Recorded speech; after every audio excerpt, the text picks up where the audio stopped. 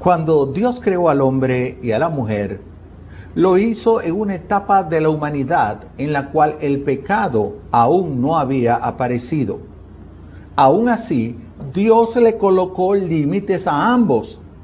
Dios quería que los seres humanos vivieran en familia, pero que vivieran felices.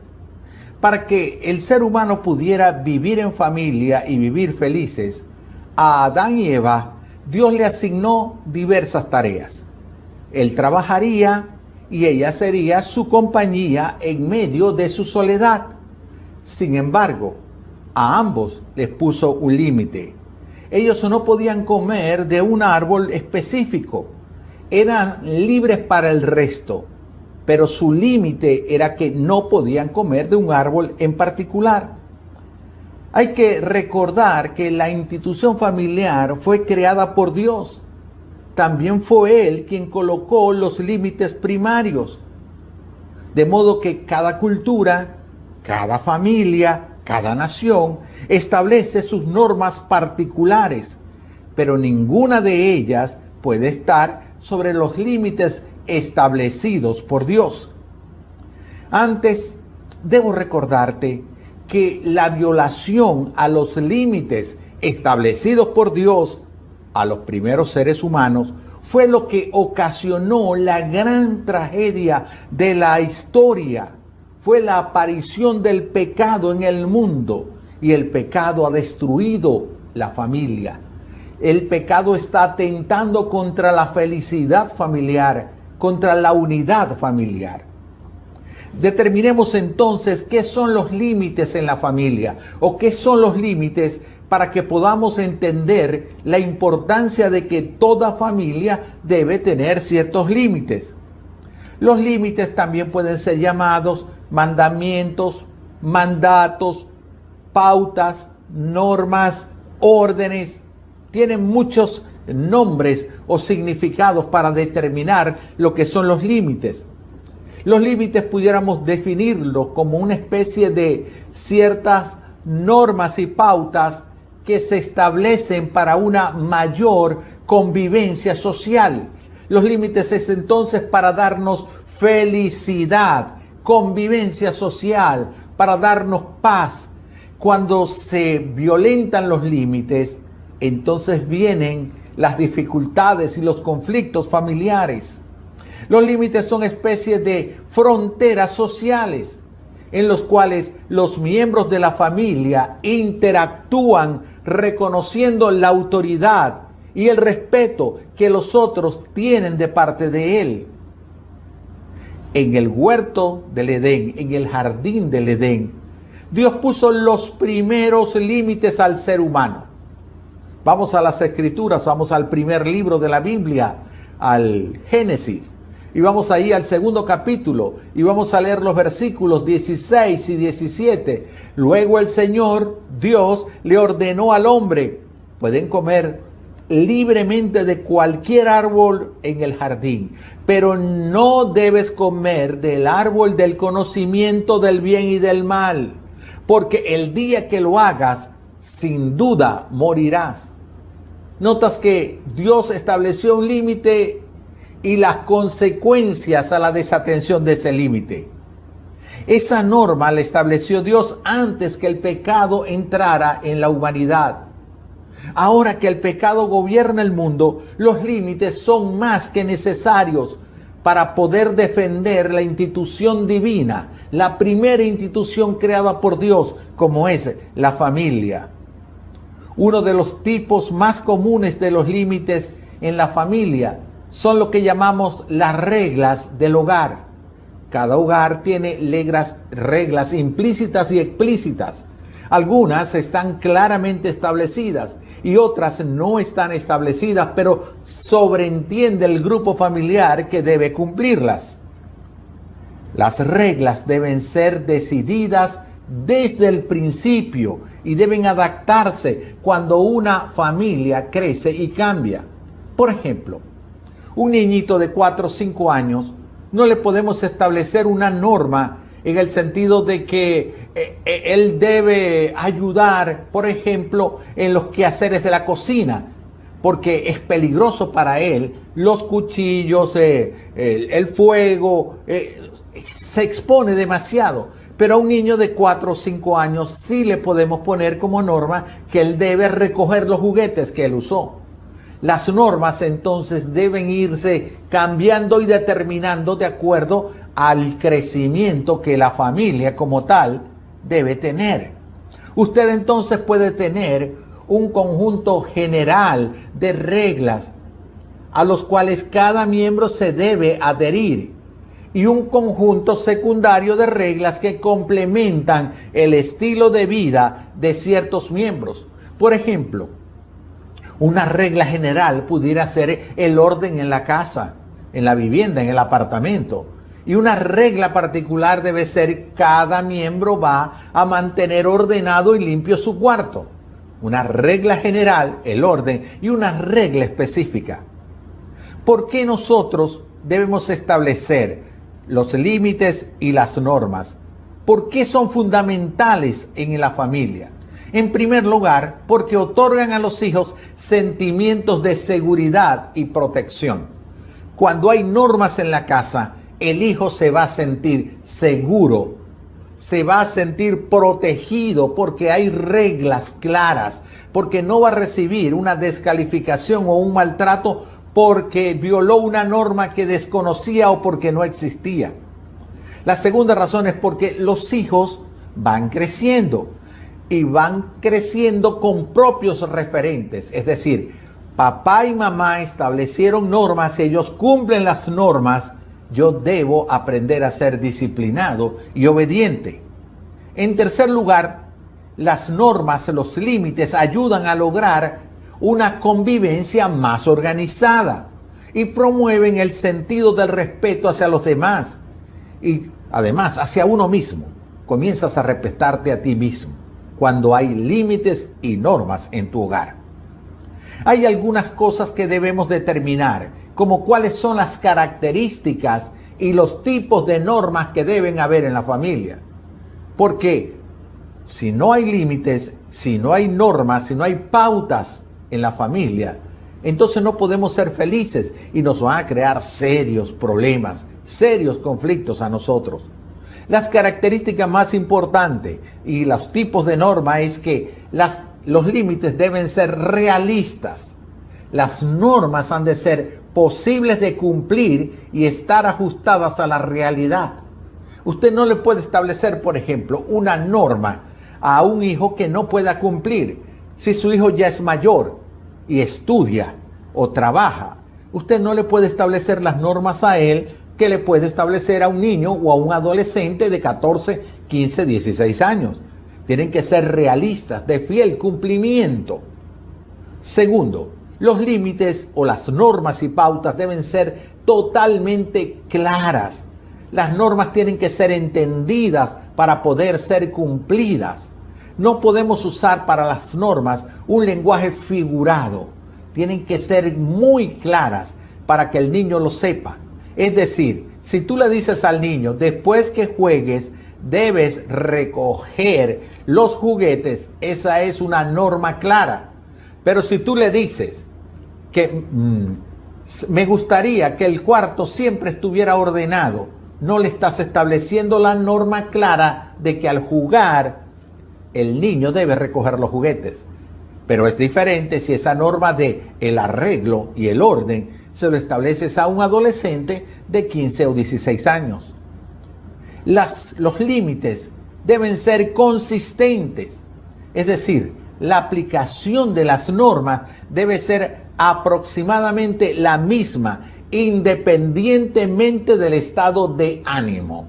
Es decir, si hay una norma en la casa, en la familia, por ejemplo, que cada quien levante el plato de la comida y lo lleve a la cocina. Esa puede ser una norma, pero no puede ser que cuando estás de buen ánimo no te importa si tu hijo recoge el plato de comida o no lo recoge. Pero cuando estás brava, enojada o enojado, entonces tú dices, te he dicho 1.000.000 de veces que recojas el plato y lo lleves a la cocina. Es decir, hay que ser consistente, no va a depender del estado de ánimo. También esos límites, para que puedan ser eficientes, deben ser coherentes. Los distintos miembros de la familia tienen diferentes funciones y por otro lado, también tienen diferentes normas, pero todos deben poder integrarse dentro de un mismo sistema. Es decir, las normas que tiene papá o tiene mamá no pueden ser las mismas normas de los hijos. Y los hijos deben entender eso. Por ejemplo, a un hijo de unos 10, 12 años se le puede establecer como norma que a las 10 de la noche puede acostarse. Pero papá y mamá pueden ver una película hasta las 11, 11 y media de la noche. Los hijos no deben reclamar la misma norma de los padres, ni los padres deben tener las mismas normas de los hijos. Eso es coherencia. Y por último, otra de las características de los límites en la familia es que deben ser fundamentales. Tienen que ser muy pocas. No podemos tener un libro gordo de petete, de normas. Una norma para cada cuarto, una norma para la sala, para el comedor, una norma para cómo se va a lavar los cubiertos. No, tienen que ser pocas, pero muy claras. ¿Cuáles entonces son los límites de cada miembro que la familia debe tener? ¿Cuáles son entonces esos límites? Ya vimos que quien creó la institución de la familia es Dios y lo creó en un estado perfecto, sin pecado. Por esa razón, debe ser Dios el que establezca cuáles son los límites que debe tener cada miembro de la familia. Ahora quiero invitarte a que vamos a la carta del apóstol Pablo. En el capítulo 5 y 6, en su carta al libro de los Efesios, para que podamos encontrar allí una respuesta a estas inquietudes de cuáles son los límites que debe tener cada miembro de la familia. Según el apóstol Pablo, él dice que debe haber un servicio mutuo. Es decir, en primer lugar, debe haber un servicio mutuo. Dice Efesios 5:21, sírvanse unos a otros por respeto a Cristo. Sírvanse unos a otros por respeto a Cristo. El servicio mutuo es la clave para vivir en familia y para poder ser felices. Cuando en una familia no hay amos y esclavos, sino servidores mutuos, se logra la felicidad. Tú sirves a otros y tú eres servido por los otros. Por ejemplo, cuando la mamá le cambia los pañales al bebé, está sirviendo al hijo.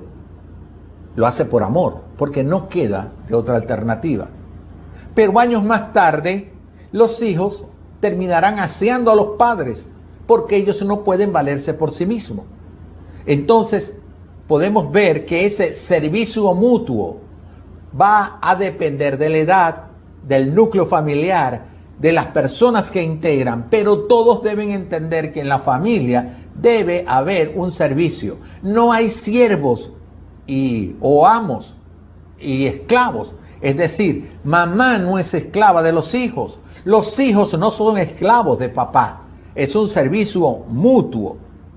Otras versiones bíblicas traducen servicio por sujeción mutua, como es el caso de la Nueva Versión Internacional, que dice, sométanse unos a otros por reverencia a Cristo. Sométanse unos a otros por reverencia a Cristo. Muchas veces el servicio que nosotros tenemos que prestar a otros miembros de la familia no es grato, pero se hace por amor. Pablo entonces incluye el tema del amor o reverencia a Cristo para darle más fuerza. Es decir, no solo lo hacemos porque amamos a los hijos o no solamente tenemos ese referente de servicio a los otros porque les amamos a los padres, a las madres. No lo hacemos por amor a Cristo.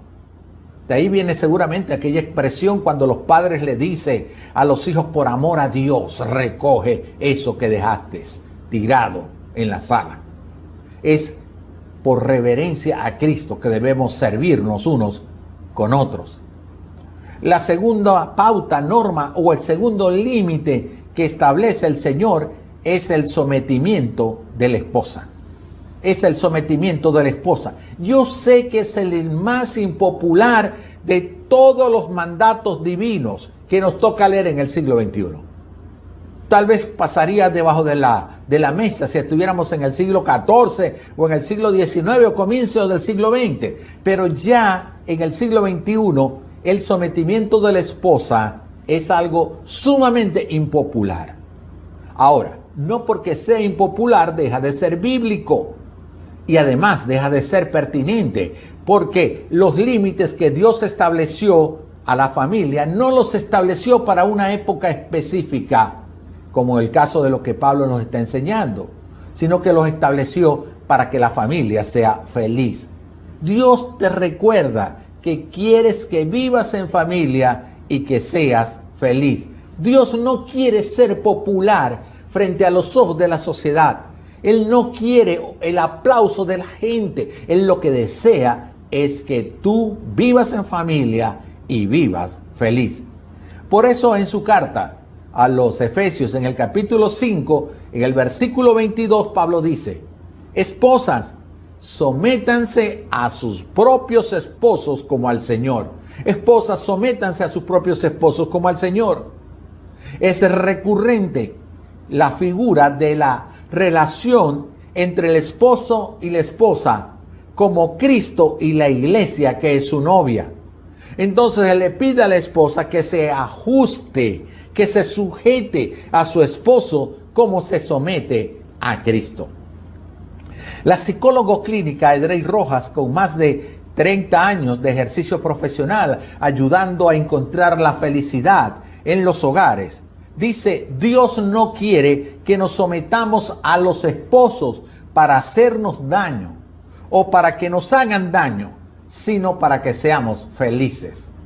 Te repito la frase: Dios no quiere que nos sometamos a los esposos, como esposa ella, para hacerte daño o para que te hagan daño, sino para que seas feliz. El sometimiento entonces no es para el maltrato, no es para el abuso físico o emocional de la esposa por parte de su marido o su esposo. Eso está lejos de la idea que el apóstol Pablo tenía en mente. No se espera que los hijos ni las esposas sean serviles al marido, al esposo, a la cabeza del hogar. Eso sería totalmente patológico. Lo que significa la sujeción o sometimiento es que como cabeza del hogar, el esposo es responsable de la toma de ciertas decisiones que deben ser aceptadas por la esposa. Por ejemplo, y creo que eso es lo más gráfico que puedo traer. Un esposo y una esposa tienen una hija adolescente de unos 15, 16 años. Y ella quiere salir con unos amigos. El esposo no está de acuerdo. El papá, la mamá sí está de acuerdo. La mamá le argumenta todo lo que quiere al papá. Y el papá trata de convencer a la mamá de que sus argumentos son los válidos. En el caso de que ninguno de los dos pueda convencer al otro, en ese momento, entonces, la mamá, la esposa y los hijos deben someterse, sujetarse al límite que estableció el papá. Es decir, en una votación donde están empatados papá y mamá en la toma de una decisión, debe ser papá el que va a votar de nuevo para destrabar esa votación, porque hay que tomar una decisión, sabiendo que papá le será responsable delante del Señor. El tercer límite que establece el apóstol Pablo es la entrega total del esposo. Entrega total del esposo. Esta entrega total del esposo para con su esposa es presentada por Pablo bajo tres perspectivas. Veamos cuáles son esas perspectivas. En primer lugar, como Cristo amó a su iglesia. ¿Cuánto debe amar el esposo a la esposa? ¿Cuánto debe ser esa entrega total del esposo para la esposa? Efesios 5:25 nos dice: esposos, amen a sus esposas, como Cristo amó a la iglesia y dio su vida por ella. Esposos, amen a sus esposas como Cristo amó a la iglesia y dio su vida por ella. ¿Sabes cuánto es el amor que Dios tuvo para con la iglesia de Cristo? Pues se hizo hombre para venir y ser torturado, ser maltratado, ser vejado y lo peor de todo, ser crucificado por amor a la iglesia. El hombre que se entrega a su esposa, el marido que se entrega a su esposa, debe hacerlo con el mismo amor de Cristo. Debe amarla al nivel en el cual está dispuesto a dar su vida por ella. Entonces podemos afirmar que el esposo debe ser capaz de dar su vida por su familia y en especial por su esposa en particular. La segunda norma o la segunda característica o la segunda perspectiva, mejor dicho, que usa el apóstol Pablo para hablar de cómo debe ser el amor que el hombre le debe tener, la entrega que el hombre debe tener para con su esposa, la encontramos en Efesios 5:28. Efesios 5:28 dice: el esposo debe amar a su esposa así como ama a su propio cuerpo. Es decir, el hombre debe amar a su esposa como se ama a sí mismo.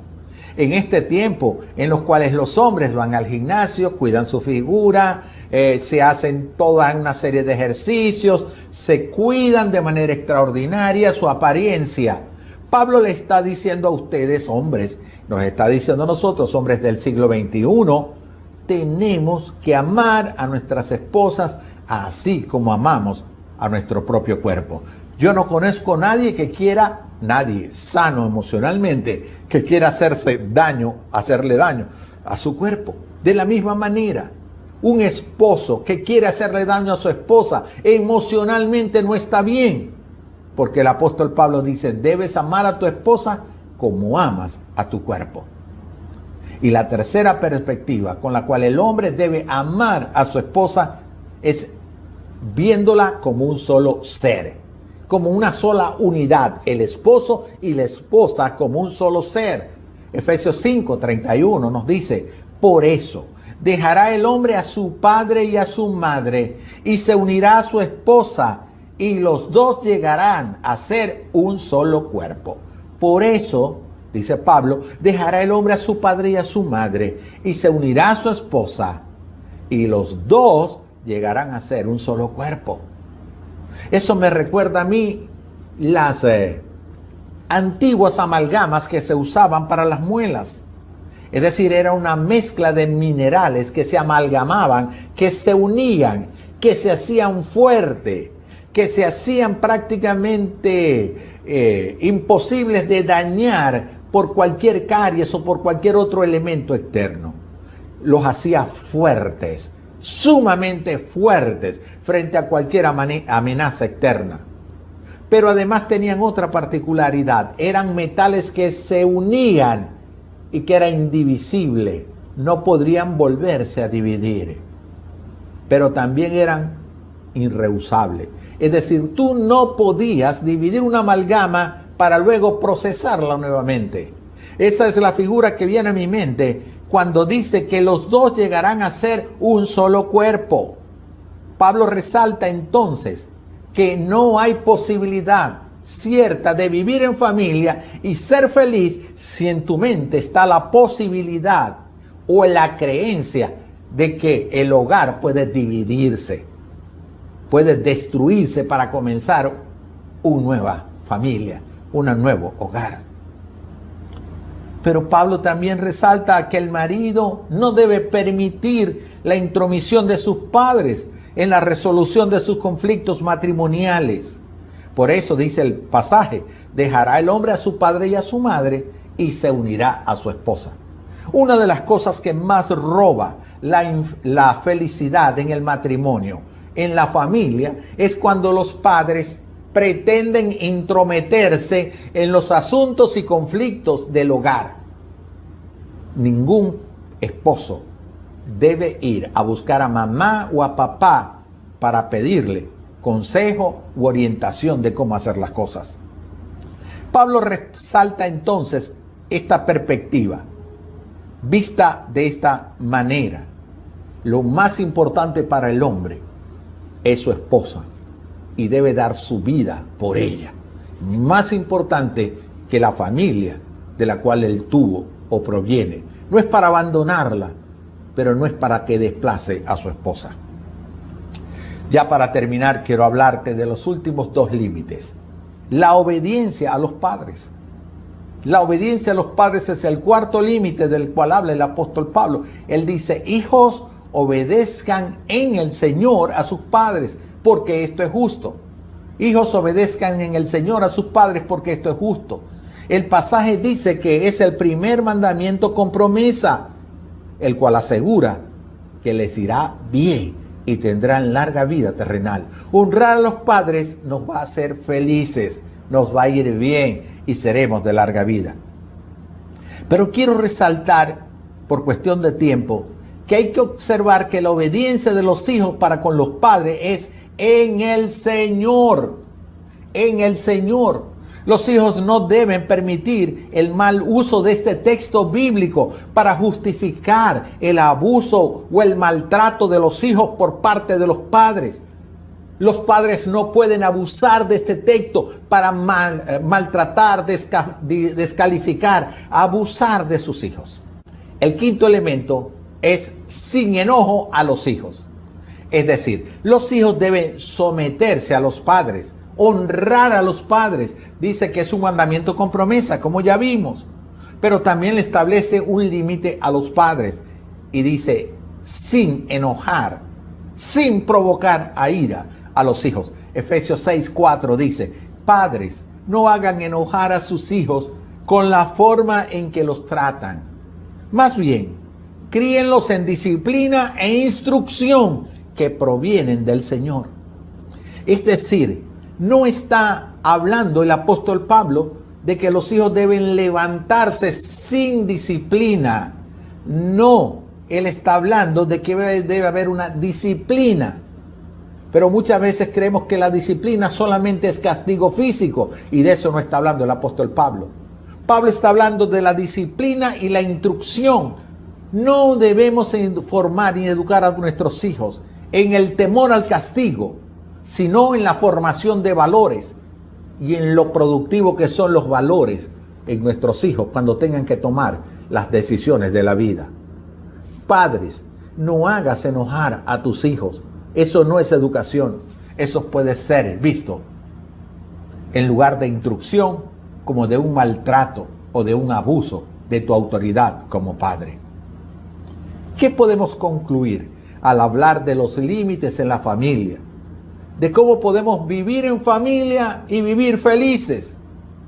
Que para poder colocar estos límites en la familia y poder ser felices, se requiere, en primer lugar, someter nuestra vida al Señor. Esa es la primera decisión que debes hacer. Someter tu vida al Señor. Bien sea entregándosela para que Él pueda ser el dueño, el amo y el Señor de tu vida. El Dios de amor que dio a su Hijo Jesucristo por ti. O bien sea dedicando tu vida a Él. Hoy quiero que tengas la oportunidad de entregar tu vida a nuestro Señor Jesucristo. Aquel que por amor dio su vida por ti. Él dice que así como Dios amó a la iglesia y dio su vida, la vida de Cristo por ti, por su iglesia, la ha dado por ti para que tú puedas ser salvo. ¿Quieres entonces rendir a tu vida a Cristo? Yo te invito para que allí donde estás, inclines tu cabeza y en actitud de reverencia a Dios puedas decir o hacer una oración, como nos la recomienda el apóstol Pablo, en donde confesamos que somos pecadores y proclamamos con nuestros labios que queremos ser perdonados y arrepentirnos de nuestros pecados. Si ahora quieres hacer esto, repite esta oración conmigo. Padre Celestial, reconozco que soy un pecador. Necesito el perdón. Me arrepiento de todos mis pecados y te pido ahora que me hagas una persona totalmente nueva, que me des tu espíritu para que me guíe en la familia y en la vida. Escribe mi nombre en el libro de las personas que son salvas. Gracias, Jesús, por perdonar mis pecados. Amén. Si hiciste esta oración de fe, ahora Dios es tu Padre Celestial y tienes la mejor herramienta para poder vivir feliz en familia. Tal vez hoy también sea el momento oportuno para que puedas dedicar tu vida al Señor. Te apartaste del Señor, has tenido conflicto en la familia y quieres dedicar tu vida y tu familia al Señor. Déjame orar por ti, por tu familia. Padre Celestial, oro por la persona que en este momento está viendo este video, está recibiendo esta enseñanza que es palabra tuya. Te pido, mi buen Dios, que tú le puedas bendecir, edificar, que puedas construir esa familia o reconstruir esa familia bajo los límites y preceptos que has establecido. Bendícela con provisión, con cuidado, salud y protección, porque te lo pido en el nombre de Jesús. Amén.